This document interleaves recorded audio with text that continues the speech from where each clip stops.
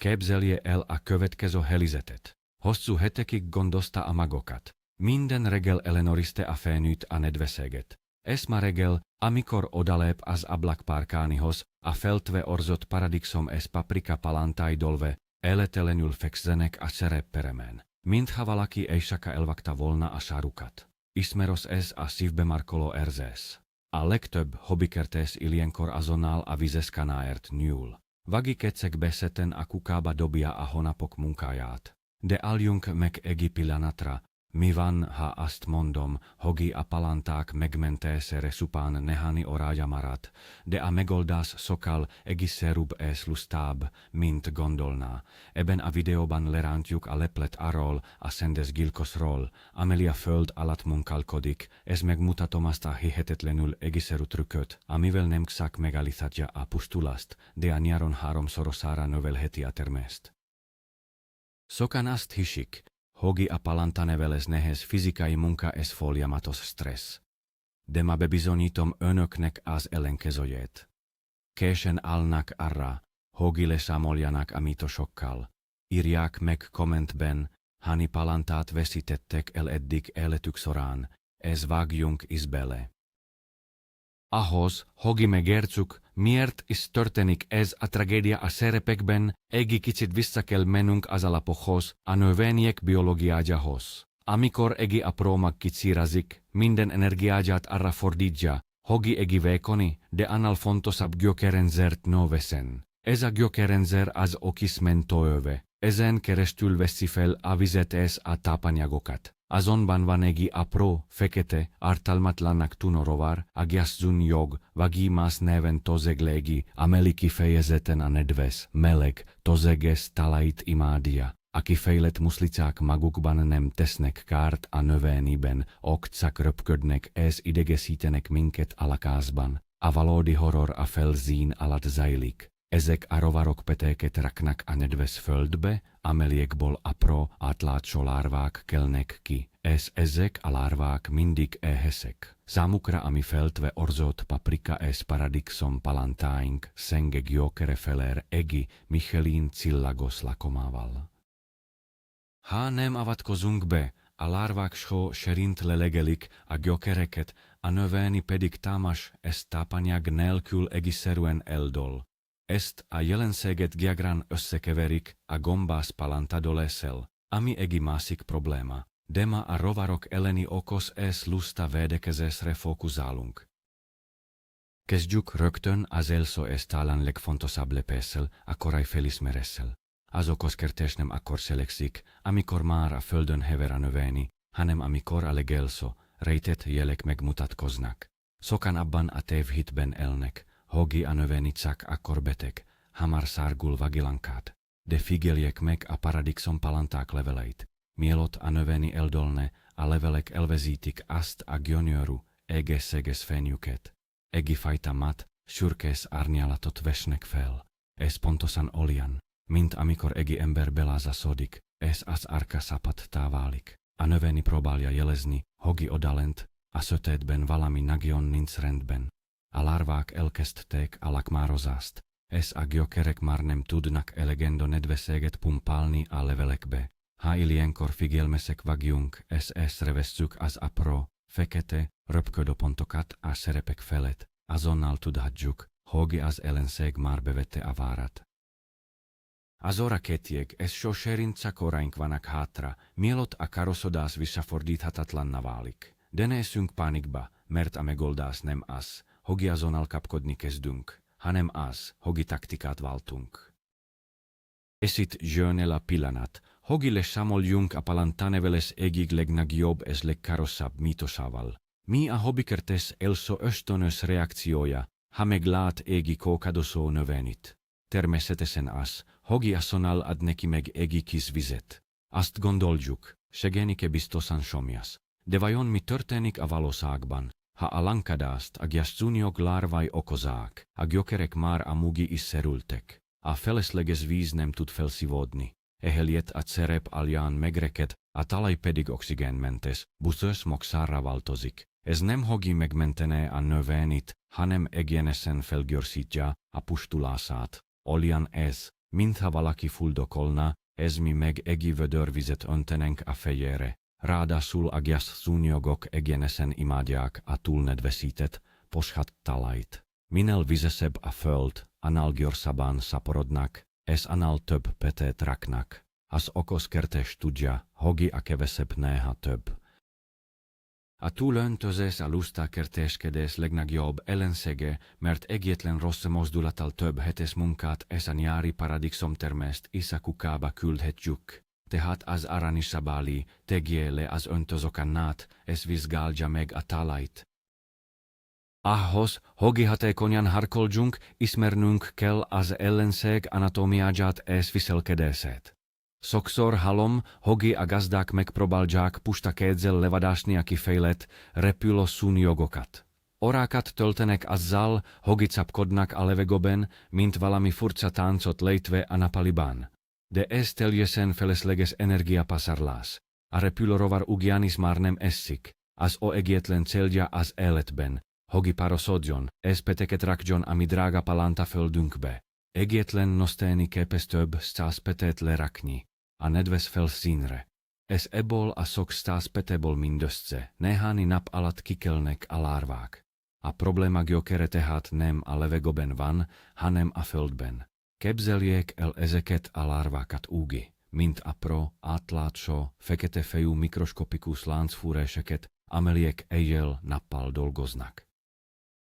Hakszak a repülő felnőtteket írtjuk az oljan, mintha egészüljedő hajóból teaszkanállal mernénk ki a vizet, miközben alek meg mindig tatunk az alján. Nekünk alek bezárására, vagyis a lárvák elpusztítására kell koncentrálnunk, méghozzá a lehető legkevesebb erőfeszítéssel.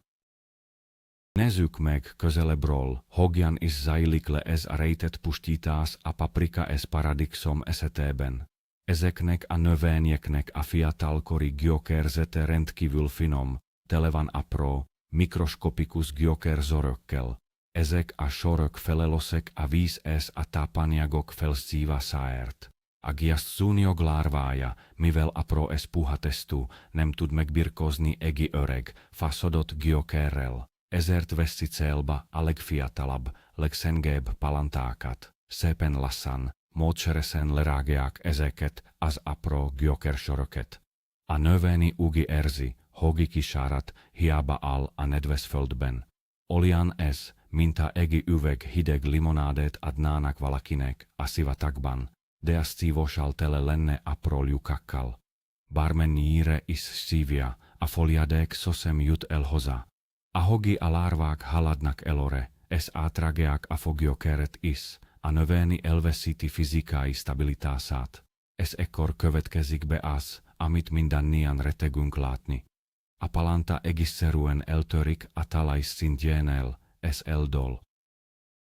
Amikor ezt látjuk, a lárvák már hetek óta ott lakmároztak a felszín alatt.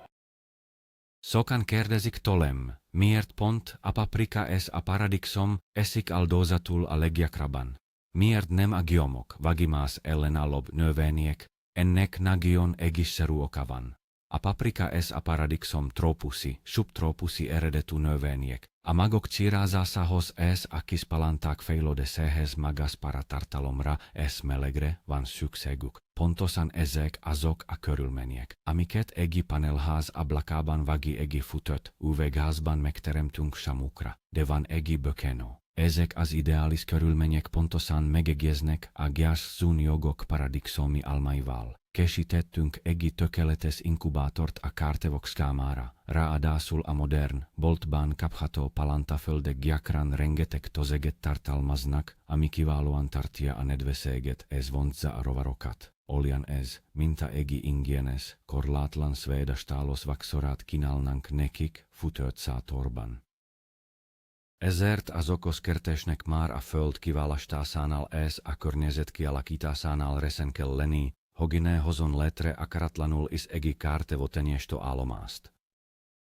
Most bessel jünk az idofaktorol, mert a palántadoles esetében az idő nem nekünk dolgozik. Miért mondom, hogy csak óraink vannak a reakcióra, amikor egi paradigsom palánta levelei elkezdenek lekonyulni, az azt jelenti, hogy a gyökerzet már legalább 50% károsodast szenvedett. Ha reggel ez reveszi a lankadást, ez azt mondja magában, hogy majd munka után este foglalkozik vele, hatalmas hibát követel. A lárvák nem tartanak ebédszünetet. Az a nehány óra, amíg a növény megfelelő vízellátás nélkül marad a meleg szobában, végzetes kiszáradáshoz vezet a szejtek szintjén, a szejtfalak összeomlanak. Mire este hazaér, a növény már visszafordíthatatlanul elhervad. Ezért, ha a legaprobb gyanúja is felmerül annak, hogy a gyökereket rágják, azonnal közbe kell lépni, de ne aggódjanak, a közbelépés nem jelent órákig tartó kemény munkát. Egy jó stratégiával 10 perc alatt elvégezhetjük azt a mentoakciót, amely megmenti a nyári szüretet és a rengeteg befektetett energiát. Készenlétben kell lenni, mint egy mentorvosnak. Térjünk rá a megelőzés esetére. A lusta de sikereskertes titka nem az, hogy egy nap alatt evegjömlá lesz permetes, hanem az, hogy olyan rendszert épít fel, ami magától működik. A gyászszúnyogok elleni harc legjobb fegyvere a megelőzés. Sokan elkövetik azt a hibát, hogy olcsó, ismeretlen eredetű virágföldet vesznek a hipermarketben, majd kibontják, és azonnal belevetik a drága magokat, pedig ezek a szakok gyakran már a boltban is tele vannak szúnyog petékkel. Ez egiketiego időzített bomba, a legegyszerűbb, energiatakarékos módszer. Ha a palantaföldet felhasználás előtt hokezeljük, persze nem kell égi hatalmas kemencét építeni az udvaron.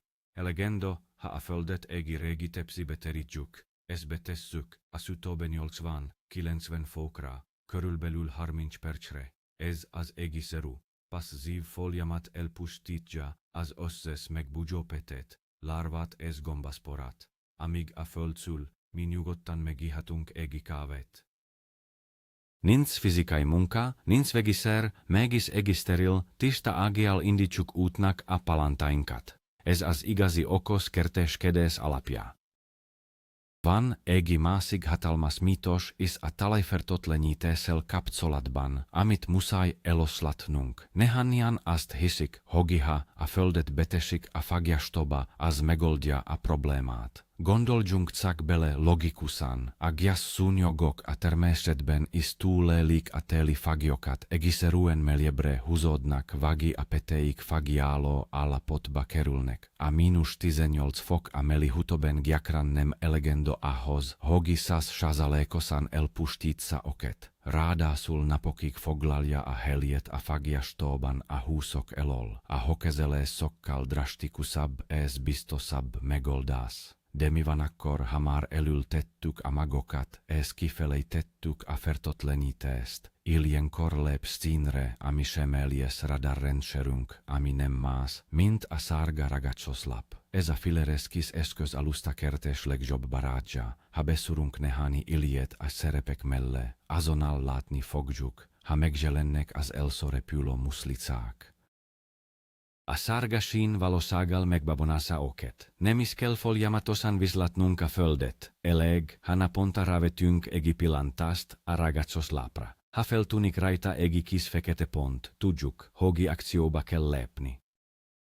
De mi a teendő, ha a sárga lapok már tele vannak rovarokkal? Ezt tudjuk, hogy a talaj is hemszeg a lárváktól. Sokan ilyenkor a legagresszívabb vegi rovarölőszerekhez nyúlnak. Befújják a sobát, a növényit, és közben a saját tüdejüket is mérgeszik. Ráadásul ezek a szerek drágák, és felborítják az amúgi és törékeny biológiai egyensúlyt. Létezik egy sokkal elegánsabb, teljesen organikus és fizikai erőfeszítést nem igénylő megoldás. Ez pedig a biológiai hadviselés bevetése, méghozzá apró, hasznos fonalfergek formájában. Ezek a mikroskopikus élőlények a természet zseniális találmányai. Ha megvásároljuk oket, általában egipor alagúta szakban érkeznek. Ezt a port egyszerűen fel kell oldani vízben, ezt megöntözni vele a palántákat. Innentől kezdve a munka oroszlán rését nem mi végezzük el, hanem ok. A fonalfergek behatolnak a talaiba, es mint megani apro, láthatatlan vadáskutia, elkezdik keresni a gias zúnyog larvákat. Amikor megtalálják oket, behatolnak a testjükbe, es belülről pusztítják el oket. Senialis nem igaz. Képzeljék cákel ezt a folyamatot a felszín alatt. Mi nyugodtan ülünk a fotelben, nézzük a kedvenc sorozatunkat, miközben a cerebben egiádás mikroskopikus cata zajlik, ameliben a mi sövetsegeseink, a fonalfergek gyozedelmeskednek. Ez az igazi lusta, de maximálisan hatékony módszer. A fonalfergek ráadásul teljesen ártalmatlanok a növényekre, a háziállatokra és az emberre. Csak ez kizárólag a kártevó larvákat támadják meg. Amikor elfoginak a larvák a talajból, a fonalfergek egészszerűen elpusztulnak és lebomlanak, tápanyagot biztosítva ezzel a paradicsom és paprika növényeknek. Egyetlen hátrányuk van, hogi elolények, így nem lehet oket évekig a polcon tárolni. Ha megvettük, minél hamarabb fel kell használni oket, és figyelni kell arra, hogi a talaj enyhén nedves maradjon, hogi tudjanak mozogni benne, de ez egi ellenje sok kompromisszum azért cserébe, hogi megmentjük az egész éves természünket mindenféle mérgező vegyszer nélkül. Azonban előfordulhat, hogi a probléma már annyira akut, és a palánták annyira rossz állapotban vannak, hogi nincs időnk megvárni, amíg a fonalfergek megérkeznek a postával. Vagi talán éppen hétvége van, és minden gazdabolt zárva tart. Ilyenkor van szükség a veselizeti protokollra, amit minden hobbikertésznek ismernie kell. A megoldás egi olyan foliadék, ami szinte minden háztartásban megtalálható a gyogiszeres sekrényben. Ez nem más, mint a hidrogénperoxid. Igen jól hallották az a foliadék, amivel a sebeket szoktuk fertőtleníteni. A 3%-os hidrogénperoxid oldat igazi szódaser a bajba jutott gyökerek számára. Amikor ezt a foliadékot megfelelően higítva a talajra öntjük, valami varázslatos dolog történik. A hogi érintkezik a földdel, elkezd pezegni, ez extra oxigén szabadul fel belőle, ez az oxigén boséges löket két legiet üt egy szapászra. Egyrészt az oxigénben dus környezet azonnal elpusztítja a giaszúnyog larvákat, mert azok nem bírják ezt az intenzív oxidációs folyamatot. Másrészt a felszabaduló oxigén valóságos újraélesztést jelent a fuldokló, rohadó gyökerek számára. Emlékeznek, amikor arról beszéltünk, hogi a túlöntözott, módszeres talaj megöli a növényit. A hidrogénperoxid oxigénnel tölti fel ezt a módszert. A gyökerek fellélegeznek, és a palánta szinte órák alatt képes magához térni. De nagyon fontos, hogi betartsuk az aranyokat, mert a lustakertés nem vakmerokertés. A gyogiszertári 3%-os oldatból négy evokanálnit kell keverni egy liter állót szobahomerszékletű vízhez. Fontos, hogi a víz ne legyen klóros capvíz, hagyjuk állni egy éjszakát. Ezzel az elegiel öntözzük meg alaposan a betegek földjét, a pezgohang, amit hallani fognak, a gyozelem hangja. Az oldat nem csak a larvákat öli meg, hanem a talajban lévő káros gombákat és baktériumokat is, amelyek a gyökerrothadást okozzák. Ez egy gyors, olcsó és azonnali megoldás, amit a legnagyobb krízis idegen bátran bevethetnek. Ez mindez csupán 5% vesigényibe.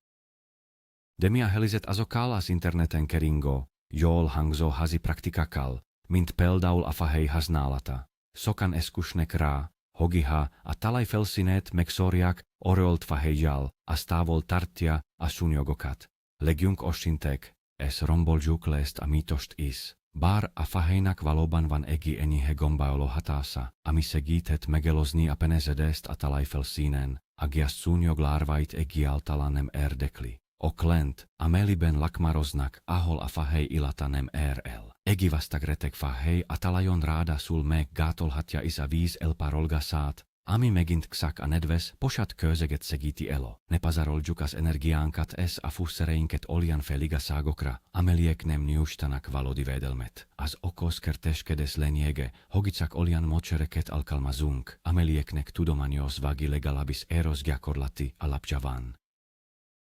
A fahei heliet inkább fókusz záljunk a fizikai akadaliok epítésére, ami sokkal kevesebb munkával jár, de annál hatékonyabb eredményit hoz. Ha már a fizikai akadalioknál tartunk, bemutatom a kedvenc trükkömet, ami so serintegi áthatolhatatlan pajszot hoz létre a palánták körül. Említettük, hogi a kifejlett noszténi muszlicák nedves talajt keresnek a petékle rakásához. Mi lenne, ha egészszerűen elrejtenénk elölük ezt a nedves talajt, a megoldás nevetségesen egészszerű. Fogjunk egi marek finom, száraz homokot, terítsünk egi körülbelül egi centiméter vastag réteget a palántaföld tetejére. Ez a száraz homokréteg úgy működik, mint egi sivatagi erodítmény. A szúnyog odarepül, le akar szállni, de csak száraz, éles homokszemeket talál. A száraz környezetben a petek képtelenek kikelni, kisáradnak és elpusztulnak. A már a földben lévő larvák pedig, amikor kifejlődnek és megpróbálnak kibújni a felszínre, egészszerűen elakadnak a homokrétegben. Egyetlen perc alatt létrehoztunk egi tökéletes fizikai blokádot, amihez semmilyen kémiai anyagra nem volt szükség. A növény szára nyugodtan tud tovább vastagodni, a kártevok pedig kívül rekednek.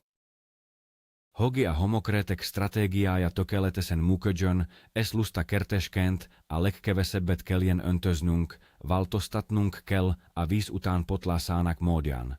Felejtsék el a klasszikus felülről történő loxolást. Amikor felülről öntözzük a palántákat, ohatatlanul kimosszuk a homokot, tömörítsük a talajt, és újra nedvesé tesszük a felszínt, ehelyett térjünk át az alulról történő öntözésre. Ez a módszer nem csak a gyászún jogokat tartja távol, de elképesztő módon szerkenti a paradicsom és a paprika gyökér fejlődését is. Egészszerűen állítsuk a szerepeket egi tálcára, és a vizet a tálcába öntsük. A talaj a kapiláris hatás révén pontosan annyi vizet fog felszívni alulról, amennyire a növénynek szüksége van. Igi a gyökerek kénytelenek lesnek lefele, a víz irányába törekedni, ami sokkal erősebb, mélyebb gyökerrendszert eredményez. A talaj felszíne és a mi homokpajszunk pedig tökéletesen száraz marad.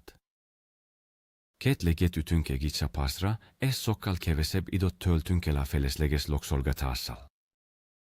Mit tegyünk azonban akkor, ha egi reggel arra ébredünk, hogi egi különösen értékes, ritka paprika fajta palántája már a földön fekszik. Ha a szár még nem rágott át teljesen, van remény az újraélesztésre, ilyenkor a lusta módszerek már nem elegendőek, jöhet a radikális mentoakció. Nagyon óvatosan, egi kis kanál segítségével emeljük ki a dolt növényit a fertőzött földból. Ne rángassuk, mert a maradék kis gyökereit is elszakíthatjuk. Mosszuk le a gyökerzetet egi talkalangiosz, tiszta vízben, hogi eltávolítsuk a tapadó földet és az esetlegesen ott rejtőző larvákat. Ezután ültesszük át egi teljesen új, tiszta, hokezelt talajba. De itt jön a legfontosabb trükk. A paradicomot ültesszük sokkal mélyebbre, mint ahogy eredetileg volt, akár egészen az első síklevelekig. A paradicsom sára ugyanis képes úgy nevezett zsárulékos gyökereket növeszteni a föld alatt lévő részen. Ha mélyre ültetjük, ezért adunk neki, hogy pótolja az elveszített gyökereket, és újra megerősödjön. Ez egi igazi túlélő technika. A paprika palánták esetében egi kicsit óvatosabbnak kell lennünk a mélyre ültetéssel, mert ok hajlamosabbak a száradásra, ha túl mélyre kerülnek. Náluk éppen csak egi picit tegyük lejjebb a talajszintet. Miután átültettük a sérült növényeket, biztosítanunk kell számukra a tökéletes labadozó környezetet. Ilyenkor szigorúan tilos bármilyen tápoldatot vagimutrágiát használni. Sokan azt hiszik, hogy a tápoldat erot át a beteg növénynek, de ez hatalmas tévedés. A sérült sonkagyökerzet nem tudja felvenni a tömeni tápanyagokat, a mutrágia sótartalma pedig valósággal megégeti a megmaradt gyenge gyökerszöröket. Olyan ez, mint a egi gyomorontásból labadozó betegnek egi hatalmas, szíros cülköt solgálnánk fel ebédre. Hagyjuk békén a palántát. bistosícunk nekimelek, világos heljet, de ovjuk a tuzodéli naptól, caktista, alot vízel öntözzük alulról, ez hagiuk, hogi a természet végece el agiogítás folyamatát. Higgyek el, a növények elni akarásza elképesztően erosz.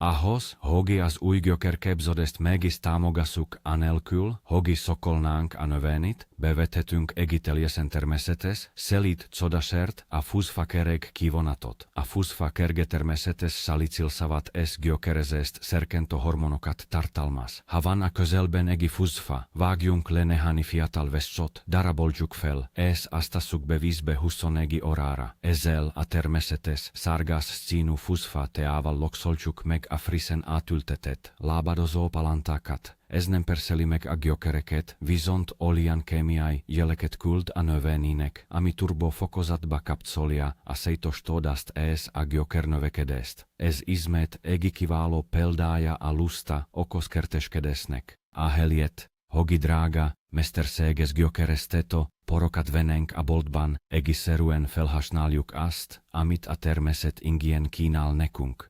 Ez a hatás garantáltan nem marad el. A megdolt, halálra ítelt palánták néhány napon belül újra kihúzzák magukat, és eroteljes növekedésbe kezdenek. Beszéljünk egy másik kiváló organikus fegyverről is, ami nem csak a palántakorban de később, a kiültetés után is nagy hasznunkra lesz, ez pedig a nem olaj. A nem fa magzsából szájtolt olaj evezredek óta az indiai mezőgazdaság alapköve. Nem úgy működik, mint egy hagyományos vegyszer, ami azonnal öl, sokkal intelligensebb annál, amikor a nem olajat vízben feloldva, egy kis csepp mosogatószer kíséretében a növényre permetezzük, vági a talajba juttatjuk, az beépül a növényi nedvkeringésébe, amikor a gyászszúnyog larvája beleharap a gyökerbe, a nem olajhatóanyagái összezavarják a rovarhormonrendszeret, elfelejtenek enni, nem tudnak átalakulni kifejlett rovará, és végül egészszerűen éhen halnak. Ráadásul a kifejlett nostényeket a nem olaj illata elriasztja a tojásrakástól. Ez egy igazi vedopász, ami teljesen biztonságos a méhekre, a katika bogarakra és ránk emberekre nézve is. Havonta egyszer alkalmazva tökéletesen tiszta, kártevomentes zónát tarthatunk fenn a lakásban és a fóliasátorban egyaránt. Ahogy haladunk előre a tavasban, és a palánták egyre nagyobbak és erősebbek lesznek, a gyászszúnyogok jelentette veszély is folyamatosan csökken. Amikor a paradicsom és a paprika sára elkezd vastagodni, és a gyökérzet betölti a szerepet, a larvák apró szervei már nem tudnak komoly kárt tenni bennük. Kialakul a növényi természetes ellenálló képessége. De soha ne feledjük, hogy mi történt az első hetekben. Az okos kertés mindig tanul a hibáiból, ez a következő szezonban már eleve úgy indul neki a vetésnek, hogy a védekezési rendszer ki van építve. Megszújtjuk a földet, szárgalapokat tűzünk ki megelőzésképpen, homokkal fedjük a felszínt, és szigorúan csak alulról öntözünk. Ha ezt a negi egészszerű, fizikai erőfeszítést nem igénylő lépést betartják, garantálom, hogy soha többé nem kell arra ébredniük, hogy a drága munkájuk a földön hever. Epítenek rendszert, gondolkozzanak előre, ez hagyják, hogy a természet, a fizika és néhány apró trükk elvégezze önök helyett a nehéz munkát. Ez most jön a legfontosabb felismerés, aminek meg kell változtatnia, a kerteskedéshez való hozzáállásunkat. A palántadolás és a gyászszúnyogok inváziója nem a véletlen műve, ez nem is bal szerence. Ez csupán egy biológiai reakció az általunk teremtett túlságosan nedves és védtelen környezetre. Ma megtanultuk, hogy egy marek sáraz homok, egy kis hidrogénperoxid a fürdőszoba sekreniból, és a felesleges loksolás elhagyása nem csak megmenti az éppen haldokló palántákat, de hetekkel rövidíti le a fejlődési időt. Ez a nyáron robustus, ellenálló bokrokat eredményez, amikről háromszor annyi paradicsom süretelhetünk. Az okos, lustakerteskedés nem arról szól, hogy elhanyagoljuk a növényeket, hanem arról, hogy megértjük a szabályokat, és a saját javunkra fordítjuk oket. Kevesebb kapkodás, több tudatosság. Hatalmas köszönet, hogi is velem tartottak ezen a felfedezőúton. Ha kipróbálják a homokos trükköt vagi az alulról történő öntözést, garantálom, hogi a palántáik hálásak lesnek. Kérem, iratkozzanak fel a csatornára, nyomják meg a tetszik gombot, és osszák meg a videót azokkal a kertes barátaikkal is, akik állandóan a túlöntözéssel küzdenek. Ez most önökön a sor. Írják meg kommentben, használták már valaha hidrogénperoxidot a kertben, vagi mi a legfurcsább módszer, amivel eddig kártevok ellen védekeztek. Várom a válaszokat, találkozunk a következő videóban.